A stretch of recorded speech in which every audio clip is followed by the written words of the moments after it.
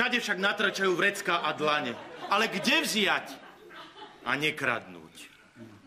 Toto Božie prikázanie by malo visieť nad Slovenskom jak balón. Nekradnúť! Som čítal takú anketu. 50% kradne a ďalších 50% sa chystá. Na zdravie.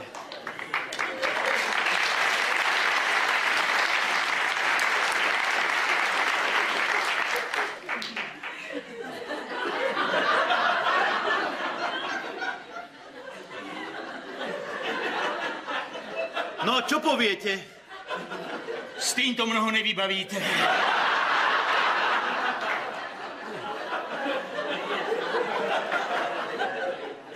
Ale ja mám radšej kyslejšie.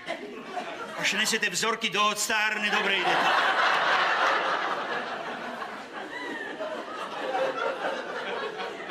Ale veď to je modránsky výber. Zle vám vybrali.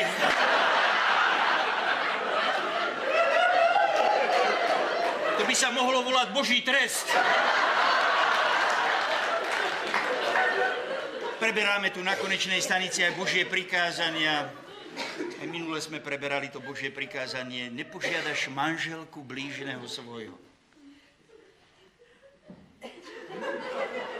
Ale manželka by mohla požiadať. Nepíšu to tam, poznáte naše ženy, chytá sa to. Alebo preberali sme potopa sveta. Všetko živé zahynulo. Všetko živé zahynulo. A čo ryby? No tam nikde nepíšu, že by pod tým korábom plávalo file. Nehajte sa. A teď sme tu preberali na konečnej stanici, že ako vyzerá upratovačka Vitálošová, to je tu taká, že keď ju rengenujú na zdravotnom stredisku, že ten rengenov lúč dokáže prejsť cez tú špinavú fertuchu, až to dokáže ďalšia Nobelová cena. Takéto drobnosti majstrov tu preberáme. Takže Vitálošová. Vitálošová. No ale človek máva svoje sny. Aha, aj vy máte?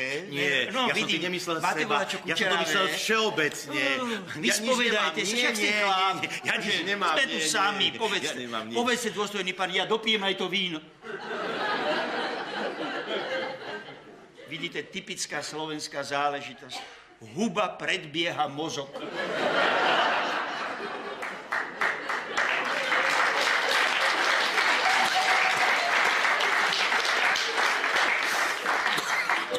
Ponúkne vás ešte? Nechajte aj druhým riešnikom. Pozerám sa, či mi tam nevypadlo oko.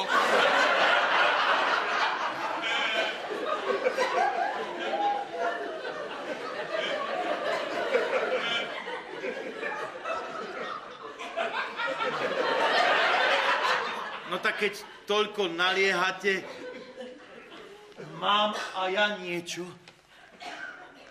Ale ak dovolíte, trošku sa posmelím.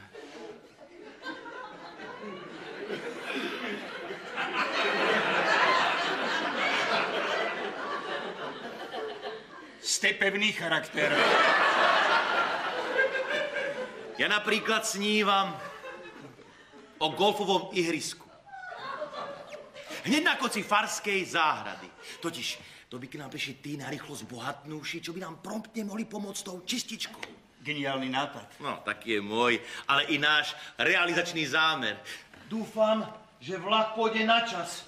Ešte musím ukázať plán jednému inžinierovi v Doprastave.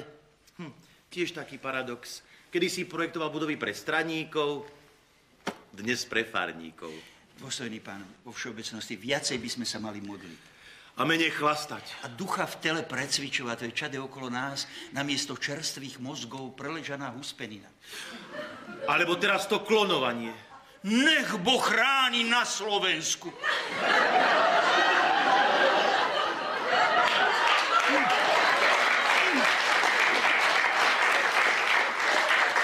Z jedného barana 100 volov.